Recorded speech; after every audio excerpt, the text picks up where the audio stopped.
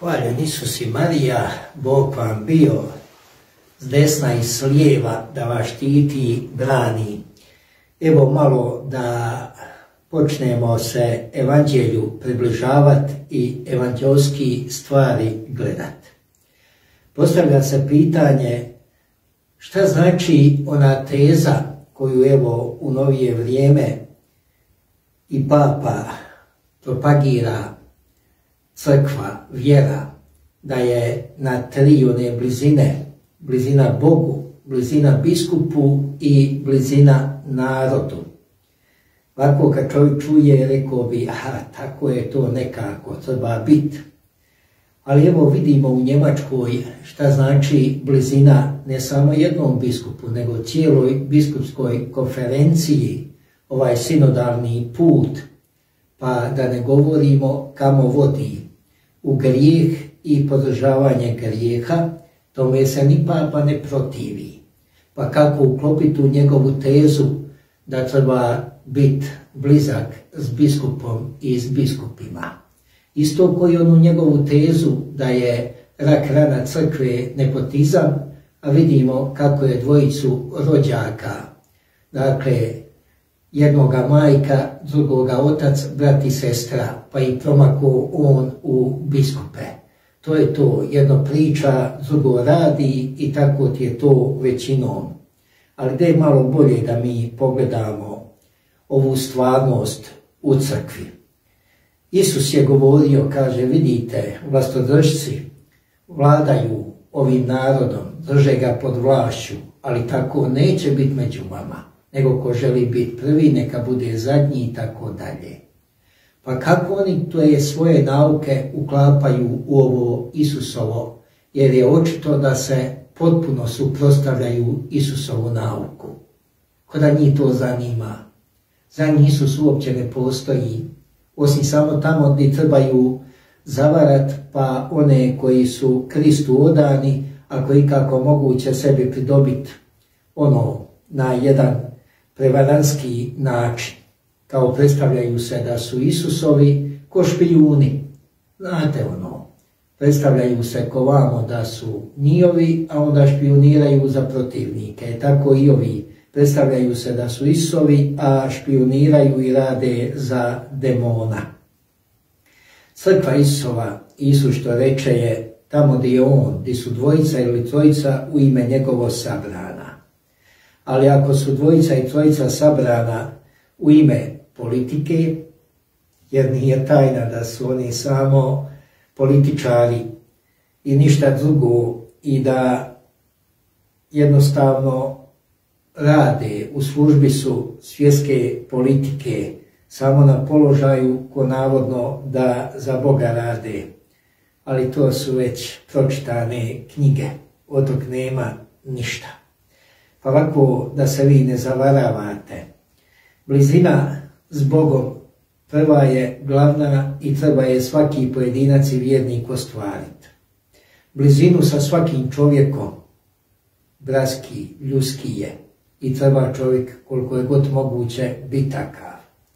Ali tamo gdje postoji nesuglasje, gdje recimo s jedne strane govori da treba poštivati i da je biskup crkva, pogotovo biskupska konferencija kao Njemačka i vidimo dokle je to dovelo, a da ne spominjemo slučaj, znam kod nas, Heroda, biskupa Škvorčevića, koji je prioteo tuđu ženu, s njom dicu ima i tako dalje, pa i dalje je biskup, i da nas se uvjerava da s takvim trebamo i mi biti u blizini, pa to već malo graniči sa zdravim mozgom, jel de? I tako te stvari stoje, ja ne želim dalje i dublje analizirati jer bi morao onda biti žestok, ali zato vi koji pratite, znate i sami analizirate i povezujete stvari, bolje od mene znate kako bi dalje trebalo teći ovaj razgovor i ovo razmišljanje. Ali eto, nekako sam htio da s vama podijelim, bez obzira što su reducirali gledateljstvo, sami ste vidjeli, dopustili su da mogu snimat, ali Zato su sve učinili da smanje gledanost i tako, ali nema veze. Bitno je da istina ide korak po korak, a istina će zadnja imat riječ i pobjeda je u istini.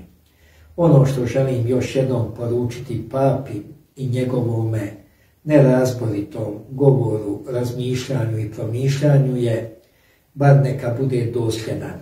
Ako kaže da treba slušati i biti u blizini gdje su biskupi, onda nema se šta buniti protiv ovog sinodalnog puta u Njemačkoj, a i ne buni se on, to njemu odgovara samo, eto tako, ko malo želi jer zna da se vjernici sablažnjavaju na tim da se svećenici žene, da se ženske rede za svećenike, istospolni da se vjenčavaju, pa isto tako ti, kako se kaže, homoseksualni da budu ređeni za svećenike i tako dalje.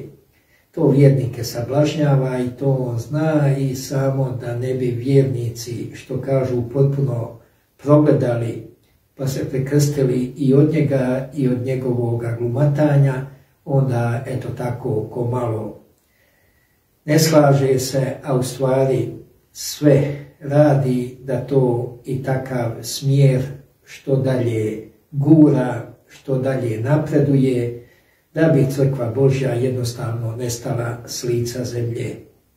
Ali neće nestati, jer Isus je garancija da je on s nama do kraja svijeta, pa svi ovi koji rade protiv njega ne slušaju kad on govori da trebaju biti zadnji, a ne stalno silit kako se njih treba slušati, kako su oni voždovi i tako dalje, sve suprotno evanđelju.